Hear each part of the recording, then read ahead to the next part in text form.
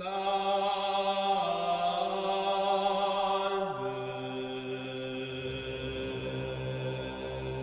bom dia, uma boa tarde, uma boa noite aí a todos que estiverem acompanhando esta maravilhosa aula de filosofia.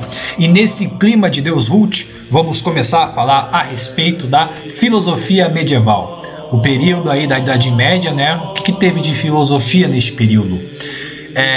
Sobre a filosofia medieval, a gente vai muito contramão do senso comum. Por quê, professor? Porque, né, quando a gente fala de Idade Média, o que a gente pensa normalmente? Sistema feudal. Inquisição. Gente morrendo. Pragas. Peste negra, né? E aí a gente acaba vendo a Idade Média como um período muito negativo. Como se só tivesse acontecido coisas ruins nesse período, né? Tanto que o termo mais famoso que o pessoal usa para remeter à Idade Média é Idade das Trevas, né? A história da humanidade tem coisas boas e ruins, né? Mas aí teve só coisa ruim na Idade Média, né? É aí que a gente vai ver que não. Houve sim período, houve sim trabalhos filosóficos, houve sim produção intelectual, muito intelectual, inclusive nessa época. Então aí, né, a gente vai entrar, né, em um questionamento a respeito desse termo, Idade das Trevas. Foi tão das trevas assim? É isso que a gente vai ver. Mas antes de mais nada, né, como sempre, o editor, faça o favor aí, solta a nossa vinheta.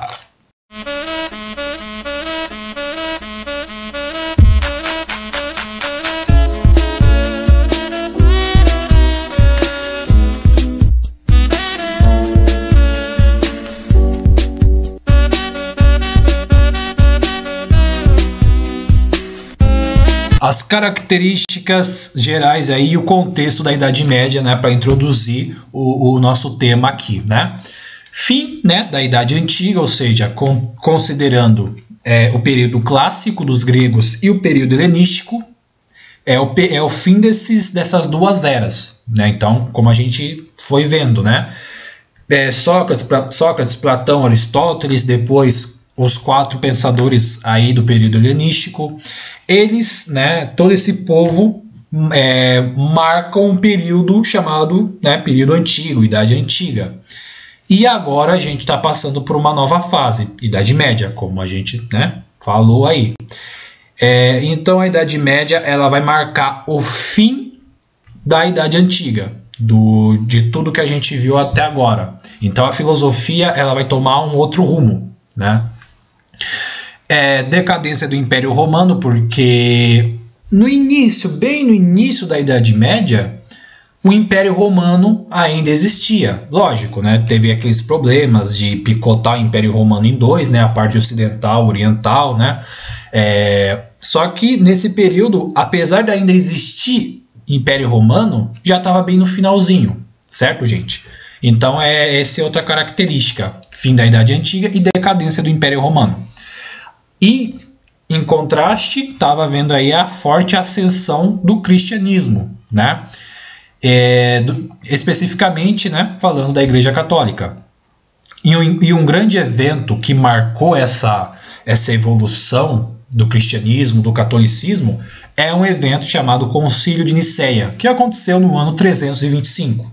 É um evento aí que reúne todos os cristãos, né? Eu não consigo explicar muito bem, mas o concílio é como se fosse uma reunião global, vamos dizer assim, envolvendo sacerdotes, bispos, assim, o pessoal mais alto aí da Igreja Católica. E esse pessoal se reuniu, né, na cidade aí de Nicéia. O editor vai colocar um mapa aí para nós ver, né, onde fica Nicéia. A cidade de Nicéia, então, né, teve esse concílio onde teve essa super reunião dos católicos aí que existiam até então, no ano de 325. Para quê? Para consolidar aí a doutrina da Igreja Católica. Ou seja, então eu quis trazer esse concílio para mostrar para vocês, né, a ascensão, né, do catolicismo, do cristianismo no mundo. Tanto que teve essa super reunião que foi um evento muito grandioso, né? Durante toda a história, até os dias atuais, a gente teve vários concílios, né? E quando acontece um concílio, é um negócio grandioso, porque envolve o mundo inteiro, todos os religiosos do mundo, né? Principalmente aqueles que estão, né, hierarquicamente mais acima. Então, quando acontece um concílio, que não é sempre, né, é um negócio muito grandioso. Obviamente, quando a gente fala de Idade Média, falamos de teocentrismo, né? Teo significa Deus, centrismo, centro, ou seja, a Idade Média foi um período marcado pela ideia de Deus estar no centro de todas as questões, né, da humanidade, questões filosóficas, tudo gira em torno do Criador, de Deus, certo, gente? E aí, vocês perguntam para mim, tá, professor, no período clássico, o objetivo dos caras era descobrir a verdade. Aí você falou que na filosofia helenística eles buscavam a tal da ataraxia. E agora na Idade Média, o que a gente vai ver? Essa questão aqui. O maior objetivo dos pensadores da Idade Média, dos filósofos da Idade Média, era conciliar fé e razão. Então, a questão do teocentrismo, a religiosidade, o catolicismo muito fervoroso. Então havia essa questão. A fé e a racionalidade são coisas que estão em conflito ou elas podem estar de mãos dadas? São coisas, são fatores, são elementos que podem se unir um a favor do outro, né, se complementar, ou são coisas totalmente opostas? Então, os pensadores da Idade Média, eles buscaram, então, conciliar esses dois elementos, fé e razão. Então, eles queriam, né, ver uma forma de tentar comprovar que a fé e a razão são coisas sim conectadas, que uma coisa ajuda a outra, né? Então, eles vão trabalhar muito nessa questão, né, da fé e da razão, o relacionamento entre esses dois, né? Relacionamento entre fé e razão. E agora eu trouxe aí um esqueminha. É basicamente o resumo de tudo que a gente vai ver na Idade Média, né? Então, tudo está resumido nessa imagem aí, né? O período da Idade Média é caracterizado dentro do período de 476 e 1423. Então, esse é o período aí da Idade Média. E aí, se a gente picotar esse período exatamente no ano de 1100, a gente divide a Idade Média em dois períodos, a alta Idade Média e a baixa Idade Média. Por que eu trouxe essa divisão para vocês? Porque cada um desses períodos a gente vai ver que o pensamento, né, filosófico, teológico, em cada um desses períodos vai ser um pouco diferente, vai ter uma característica própria, né? Então, como a gente vê aqui, na Alta Idade Média, entre 476 até 1100, a gente vai ter uma vertente chamada patrística, né, que a gente vai trabalhar hoje. O principal, né, a principal figura dentro do movimento da patrística, dentro desse período, é o Santo Agostinho. E aí a gente vai ver, né, hoje o pensamento dele. E o Santo Agostinho, ele se baseia muito nos pensamentos, né, na filosofia de Platão. Então vai ser um negócio interessante, porque apesar da gente estar falando da Idade Média, um período novo, a gente vai retomar algumas coisas que a gente viu nas aulas passadas, né? Olha que interessante. Então, na Alta Idade Média, basicamente é isso. Tivemos o movimento da patrística. A principal influência é o Santo Agostinho, que tem uma forte influência no pensamento de Platão. Agora, na Baixa Idade Média, que vai de 1100 até 1453, a gente tem um período chamado escolástica, que já é uma outra vibe, né? A principal figura que se destacou dentro da escolástica é o São Tomás de Aquino, né?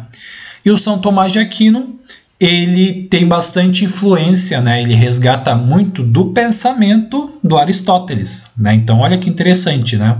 Em plena Idade Média, a gente vai rever Platão e Aristóteles, né? Os dois caras fortes aí da filosofia clássica, né? Então, basicamente esse é o resumão, né? E vamos seguir adiante. Então, né? Vamos falar aí da patrística. O termo patrística veio do latim, né, que significa pater ou patris, que remete à ideia de pais ou padres, né? Então a gente está falando aí dos primeiros pais ou primeiros padres da Igreja Católica. Então a gente está falando dos primórdios aí, né, do catolicismo. Fora o Santo Agostinho, tivemos outras figuras que foram fortes neste período da patrística, que é São Paulo apóstolo e os demais apóstolos aí que a gente conhece da Bíblia, né? A gente fala que o pessoal da patrística era composta por padres apologistas. Apologistas vem de apologia, ou seja, pessoal aí, né, um povo que fazia apologia ao catolicismo, né, ao cristianismo. E qual era o objetivo desses padres apologistas, né? Qual era o objetivo do povo aí da patrística? Basicamente dois: converter os pagãos e transmitir os valores cristãos para todos os cantos da terra. Tanto que tem uma parte da Bíblia, né, do Evangelho, que Jesus, né, chega nos apóstolos e fala, espalhem a palavra de Deus, espalhem a verdade para todos os cantos da terra. Então, por conta disso, né, o pessoal da patrística buscou manter esse posicionamento. Vamos transmitir os valores cristãos para qualquer pessoa de qualquer lugar da terra, né? Então eles tinham muito essa questão, né, de uma forma bem fervorosa, né, de transmitir então os valores cristãos para todo o mundo, para o máximo de pessoas possíveis, né? Porém, a gente tinha um grande questionamento que era a respeito das obras, né, dos filósofos pagãos, dos filósofos aí principalmente gregos. Sim, Platão e Aristóteles. O que a gente vai fazer com essas obras, né? Por quê? Platão escreveu vários livros, várias obras filosóficas. Mesma coisa Aristóteles. Então a gente tinha uma bagagem muito grande de conteúdos, de obras. Então o que a gente vai fazer com isso, né? Não somente Platão e Aristóteles, né? Tivemos outras figuras também, mas obviamente os mais fortes aí, né, Platão e Aristóteles. Então tinha esse questionamento: o que a gente vai fazer com essas obras gregas, principalmente, né? Porque a gente tem o Evangelho, a gente tem a revelação de Cristo, a gente tem todas as cartas aí de São Paulo, todo o registro aí que se tem aí dos apóstolos. Então, o que a gente vai fazer com as obras gregas, né? Era um questionamento muito grande que existia na época. E aí a gente tinha basicamente dois posicionamentos a respeito das obras dos gregos, dos filósofos pagãos, né? O primeiro posicionamento era liderado pelo São Justino, que falava: vamos aproveitar, né? Então ele tinha uma posição mais de tolerância, ou seja, tem muita coisa nas obras de Platão, tem muitas coisas nas obras de Aristóteles que a gente pode sim aproveitar, né? Porque são coisas que não entram em contradição, não confrontam, não são contra em tudo que a gente acredita. As obras de Platão, as obras de Aristóteles, tem coisas que estão totalmente de acordo com a nossa fé. Então, por isso, vamos aproveitar. Apesar deles serem pagãos, tem muita coisa boa, tem muita coisa que entra em concordância com a nossa fé que a gente pode utilizar. Então, vamos aproveitar essas obras, não vamos descartar, né? Já o Tertuliano, né? Tertuliano era um cara mais fundamentalista, era um cara mais porreta, né? Vamos dizer assim. E ele falou: não, a verdade só está na Bíblia e ponto final, né? Então tudo que for de Aristóteles, tudo que for de Platão, a gente deixa de escanteio, né? A verdade só está na Bíblia e ponto final. Então a gente tinha basicamente esses dois posicionamentos. Um diz: vamos aproveitar tudo que Platão, tudo que Aristóteles escreveu, tudo que os outros pensadores também escreveram, né? Porque a gente não teve, obviamente, só Sócrates, não tivemos só Platão e Aristóteles, né? Mas, como eu falei, as figuras principais são eles, né? Mas tudo de filosófico que foi produzido da era clássica, né? Até o momento, um período antigo até a Idade Média, né? São Justino falou, vamos aproveitar, não vamos descartar não. E o Tertuliano falou, vamos deixar de escanteio porque a verdade só está na Bíblia e ponto final, né? Então a gente tinha essas duas posições fortes a respeito dessa questão, né, das obras dos filósofos pagãos, né? E aí dentro da patrística, filosoficamente falando, a gente teve o principal expoente, como eu falei, né, que é Santo Agostinho.